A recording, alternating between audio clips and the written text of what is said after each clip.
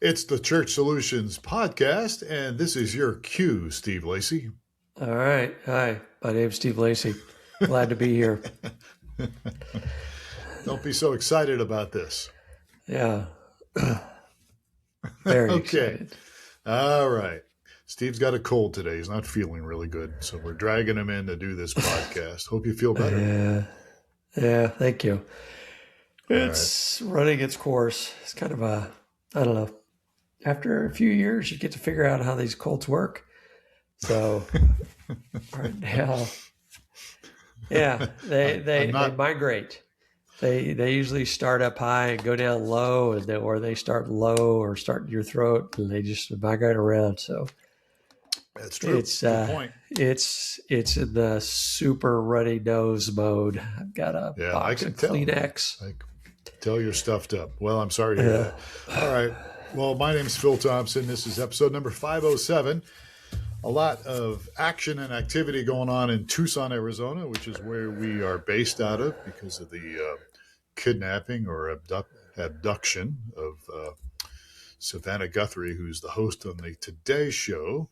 Her mother was abducted 11 days ago, and her mom lives here in Tucson, not too far from where we're at, I should say.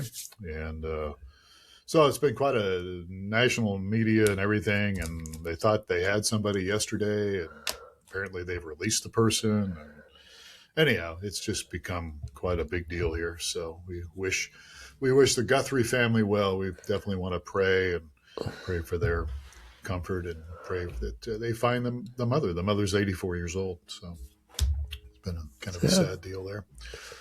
All right. You don't really keep up with that kind of stuff. See, my wife and I, we watch Dateline. We watch some of these mysteries, police.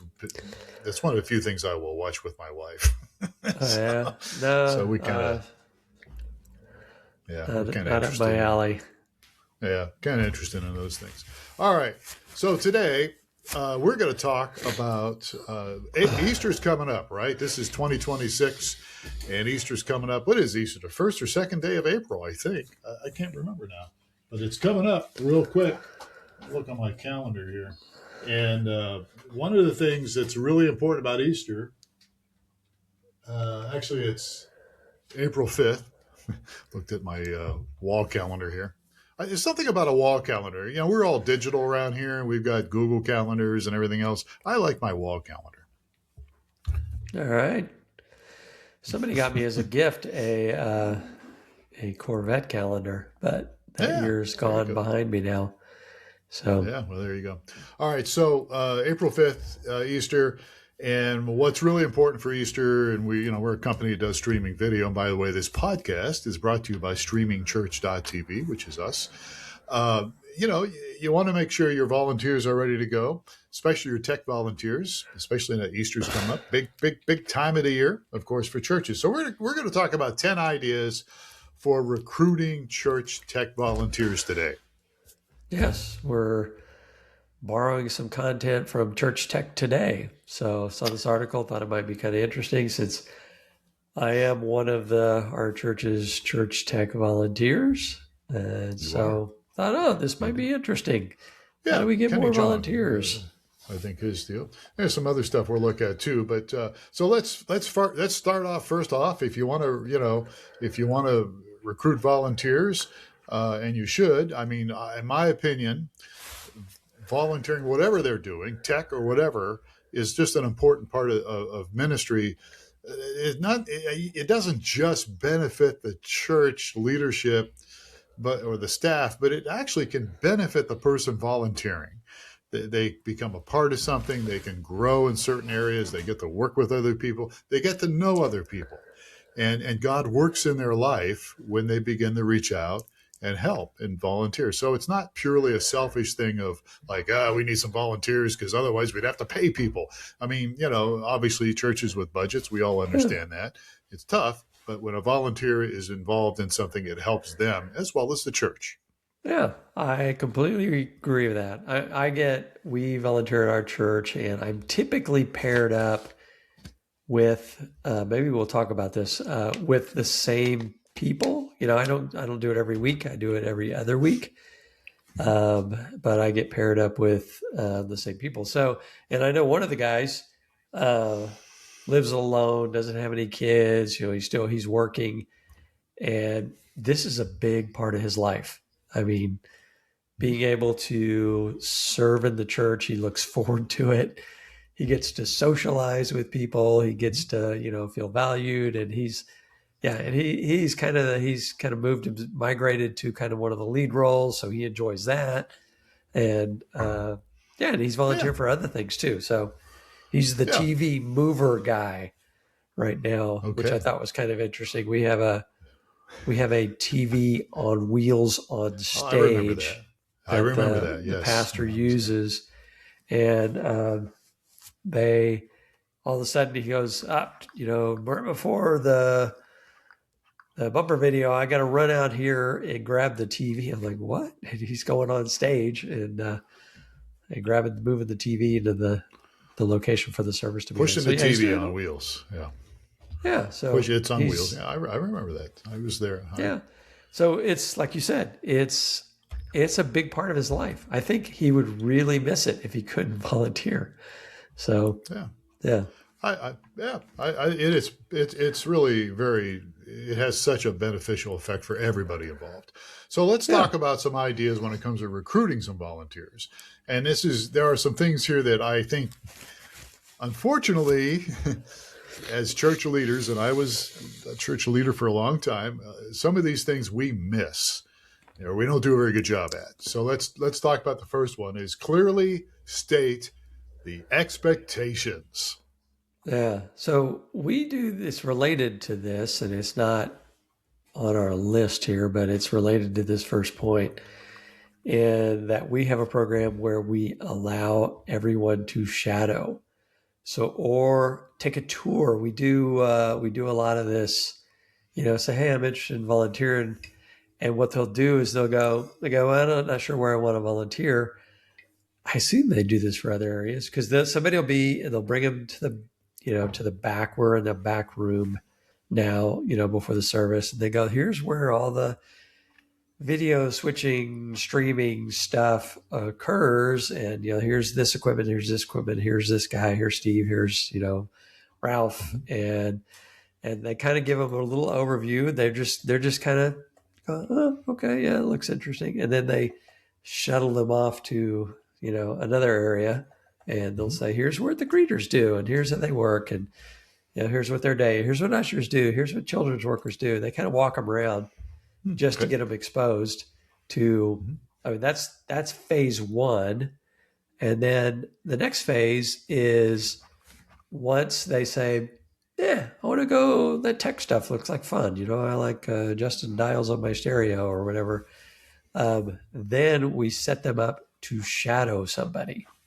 So, and these are things that I think it's not on our list, but I think they're important and I think they work well. And Yes. by shadow somebody, that means you just need to show up, no obligation. You're going to sit next to the guy that's going to be doing the thing that you'll eventually be doing. And I've had a few people do that. Well, they'll shadow me and I'll explain what I'm doing. And then, hopefully towards the end of the service, I'll say, let's switch seats and you push that button when this thing happens, or, that sort of thing. So they kind of get a feel for what the expectations are for the role. So clearly stating your expectations, they can kind of learn firsthand what it takes to do it. So yes, it's important. I think it's a good little system we have going. So, and the number one challenge is getting volunteers. When I was in Christian broadcasting as management, we did kind of a similar thing in some ways. Of course, it was more specifically, okay, you want to be. We actually had a broadcasting school that I ran, but then we also did that. We did the same deal. We would have people shadow our announcers and almost the same thing you just described. Okay, we got a commercial coming up. Go ahead and push that button. That kind of a thing. And so, but you're so right. That is really a good way to do it. I think that I wish more leadership would understand some of these things we're going to talk about, because honestly, it does take time to do this. It takes some energy to make this thing happen, and it's easy just to say, "Oh, you want to do this," and just throw them into it, but that creates potentially a problem, because if it doesn't work out or the expectations aren't really spelled out like they realistically, then you have a person that's very frustrated, a volunteer that's frustrated, a volunteer that's discouraged, a volunteer that might just not come back, period, to the church, Yeah.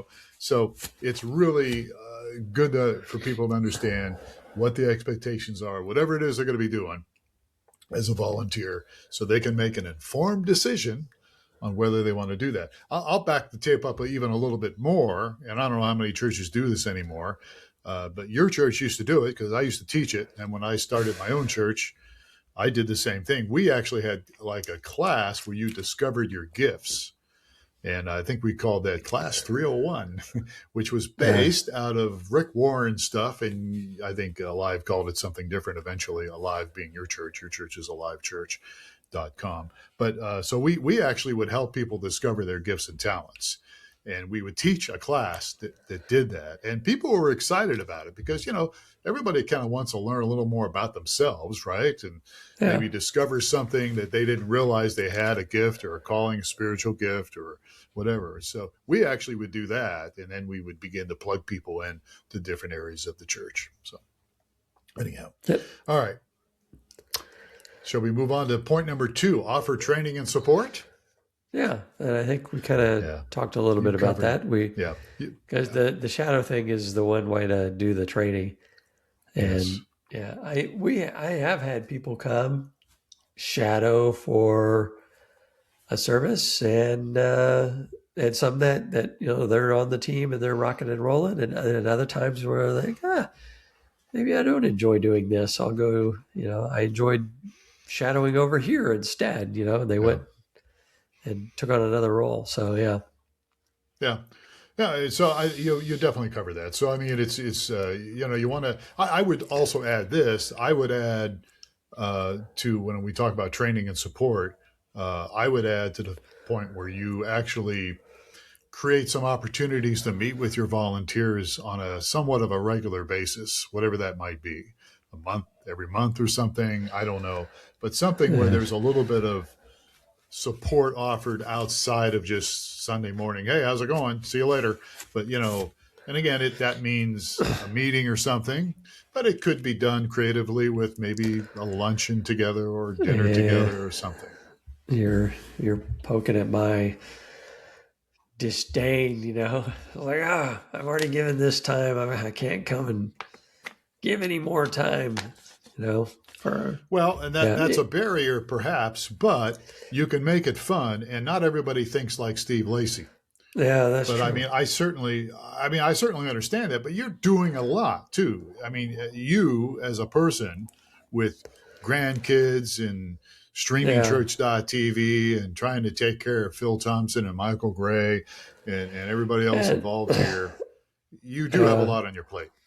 And I'm sure there's people out there, maybe not, that have been to training sessions that were kind of a waste of time. Like, I didn't need this, know. I still think you need to have something. It may not be what I described, but it needs to be something where people don't feel like they're being used. People don't feel like they're being unappreciated. So whatever that might be. Yeah, we're going to get into that towards the end of this too, right? It's one of the other probably are. Key points here is so. But people need support. Regardless of the training, they got to have support. So, all right. Boogie on here? Sure. Is that a 70s term? Boogie on? All right. Make it easy to get started. You kind of touched on that at the very beginning where you described what your church does. Takes people around, shows them all the different ministries. I think it's good to if you want volunteers, you're trying to recruit volunteers, you want to make it as easy as possible. You don't want to have people go through a third degree necessarily. Now, I mentioned earlier about a class, discovering your gifts and talents. I still think that could be a good thing because people like that. But if Yeah. somebody wants to volunteer and they've gone through that and they go, oh yeah, I feel like I'm gifted to work in the tech area. You don't want to make them jump through too many hoops. You want to make it as easy as possible, to help them get started in what they're doing. Yeah. And we'll get people that they do the little tour I talked about, and they're right off the bat. They're like, "No, this is not for me. This is really interesting, but hey, I'm moving on." Yeah. Yeah, that's what it So was with me and kids. Yeah, no, I'm not for me. All right. Not that there's anything wrong with kids. Kids are great people. All right. I'm just not gifted in working in that area. All right. So let's just move on here. So if you're looking for volunteers, another uh, important thing to consider is ask some of your current volunteers. Ask for referrals from some of the people that are working with you and are happy with your church. They know people, they might know somebody.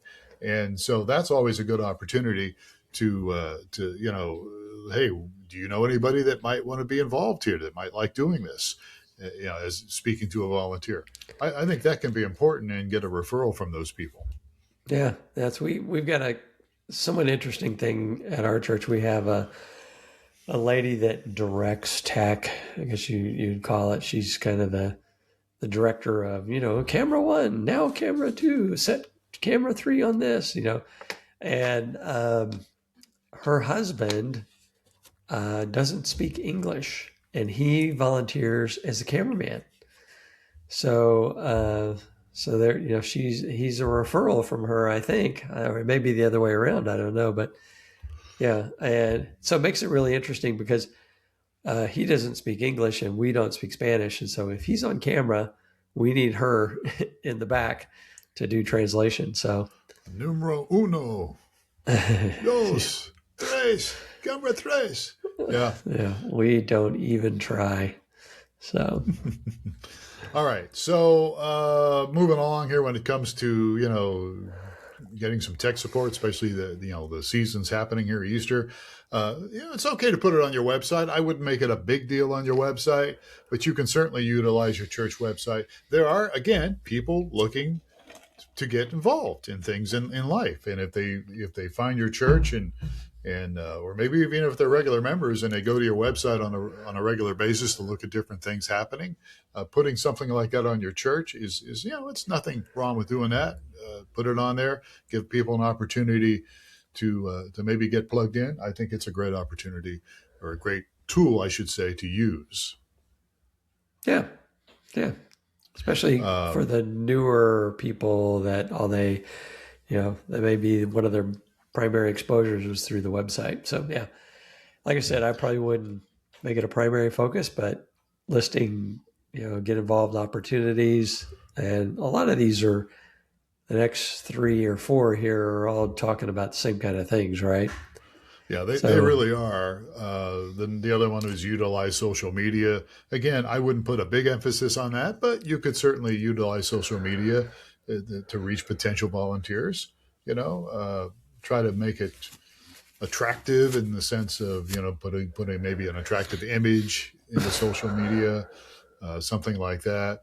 Your church bulletin is certainly always an opportunity there to do that. And by the way, you're going to put that out there for people. Make sure you follow up with people.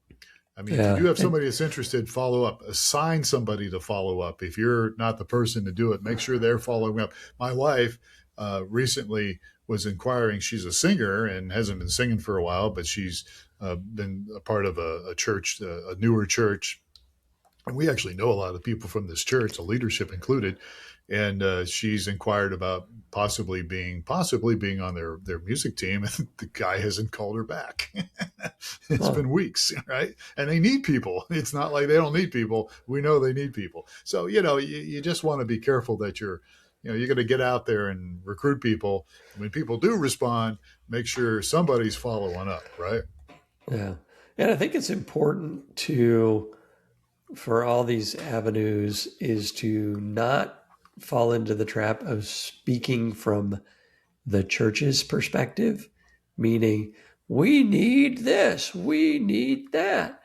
I think you need, as you message this, you need to take it from the perspective of the potential volunteer. He says, Yeah. um, increase your engagement at the church, get to know new people, have a new, it's kind of like the guy that I work with a lot, that it's a big part of his life. So you need to frame it from, and you talked about doing the 301, discover your talents and, discover where you may fit in and find out where you can leverage those opportunities, that you don't want to frame this like, oh, we need these guys. We need these. Because then you're like, yeah, we're desperate for this. Please. People are like, I don't want to go there. They can't get anybody else to go. I'm not going to go, Yeah. You don't want to. Yeah, you definitely want to, you want to show the benefits and how it can help people. Not out of a plea of desperation, even though you might be desperate. All right, so where are we going here? So we talked about just utilizing some of the things you have. One of the things that you guys have at Alive, I remember when I first came back from Kansas, and was I go to the men's bathroom and stand in the urinal and look in front of me in the wall, and there was a like a poster and under some glass, promoting different things happening at the church. Yeah, and so I learned that from the bars and restaurants. That's right, and so. Again, there's some creative ways if you're looking for volunteers for something, you could put up a creative sign, creative poster, make it look nice, and put it in different places where people will see it. And if you're a guy standing in front of the urinal looking at the wall, that's not a bad place to put it. That's right. So we got several different places to do this, and we kind of talked maybe a little bit about this, hosting a tech open house. We haven't done much of that, but we do the kind of the introductory tour stuff, which is kind of like an open house where it's kind of no commitment, just kind of, this does this guy, this role does this, and that's how this works, and, that sort of thing. Yeah. I think, when you were talking about, we're talking about recruiting volunteers, and specifically here with tech, there are some people that freaks them out. You know what I mean? They get scared. They don't, I can't do tech, but I think there are those who like to do that, especially the younger folks might be more inclined to jump at it, And so, again, I'll tell you what I used to do, especially when I was in a smaller church of around 100 people or so. I used to, when I was executive pastor, when I wasn't on the platform, I would be in the back, and I would kind of be in the back looking at the congregation. Of course, all I could see with the back is their heads, but I could recognize certain people, and I would think, wonder if that person might be interested in being involved in something here. It wasn't always tech; it was some other things. And so sometimes I would honestly target people.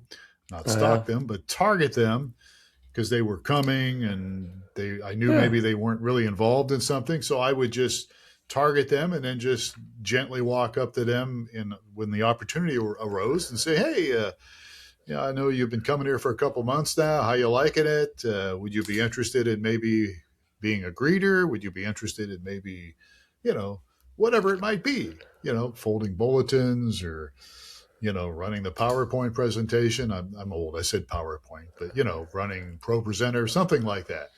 So those kind of things, a personal invite to somebody is also something that can help. Mm-hmm. All right, we'll move on here. You're go ahead. Faded fast, huh? Yeah, you are. Last point here is we had talked about giving thanks and make some VIPs, and that our church does a very good job of that, and I don't always participate, but well, that's all right. We got a deal coming up, and they said bring your spouse. I grabbed my wife and said, "You want to go?" She goes, "No, I'm not going to that." I'm like, oh. Well, so anyway, you guys have been there for 30 years or something. Yeah, we've been there forever. But you've been there forever. Our church, they do all kinds of fun stuff. There was one that I really wanted to participate in that I couldn't go, and I was very bummed. They had a morale event for the whole, tech team, and it was at the axe throwing place. And I have never thrown an axe. I'd never even heard of it. Well, I had heard of it, and I looked it out. I was like, oh, that looks like that might be kind of fun. So, but I couldn't go. So I was bummed. Bummer. And they haven't Axe throwing. rehosted that place again. I don't know how it went down, but I was thinking, oh, that'd be kind of fun throwing an axe. Yeah, a fun little thing to do with something like that. You just went to golf and stuff. I don't know if golf and stuff is nationwide, if people know what that is, but you went to golf and stuff the other day. I mean, little things like that. We used to do axe throwing growing up in Ohio, but that was before it was a game, and we just would throw axes at stuff. We grew up in Ohio. We did stuff like that. Yes. No, I haven't been to I assume they have targets and scoring and all that fun stuff. What I've seen on video, for the actual axe. I've seen the blooper ones. The blooper ones are kind of funny, but they could be kind of dangerous too. Somebody throws an axe and ends up going backwards with it or something. But we won't go there. So, So the point, the big picture to what you were just saying is come up with some creative ideas. Maybe a potluck is not the way you want to go. Maybe you want to do it. Maybe you want to hold your own axe throwing contest at your church. I don't know. Yeah, the one that's coming up for us. There's the worship leader is a big Texas barbecue guy, and so he's going to be making. He's going to be making some homemade smoked barbecue. So I don't go to your church anymore, but I'll just go to that just for the food. So there you go. I'll just show up. Hey, who's that guy? Nobody knows me now anyhow. All right, I think we're done here. We'll have a blog that will talk a little more about this stuff eventually. If you haven't checked out our blog, you can go to streamingchurch.tv/blog. That's one way to get to our blog. You can always look at our other podcast. You can always go to streamingchurch.tv. That's us. And click on resources. We've got our podcast, the videos of our podcast are on here, as well as, of course, the audio parts on Apple Podcasts and Spotify. And anywhere you get your podcasts, you can get the Church Solutions podcast. So check that out. Subscribe to it. And as I mentioned just a few seconds ago, we have other resources for your church that could help you. That's what we're all about here, trying to help churches do their thing. All right. Any last words, Mr. Steve Lacy? You need to take some Sudafed or something. I know. My nose is running. So, I think I'm done. All right. Maybe lay down or something for a while. All right. Folks, thank you for spending some time with us today on the Church Solutions podcast. Sure appreciate it. And thank you, Steve Lacy. I'm Phil Thompson. Please take care of yourself and each other, and we will catch you again on another episode of the Church Solutions podcast.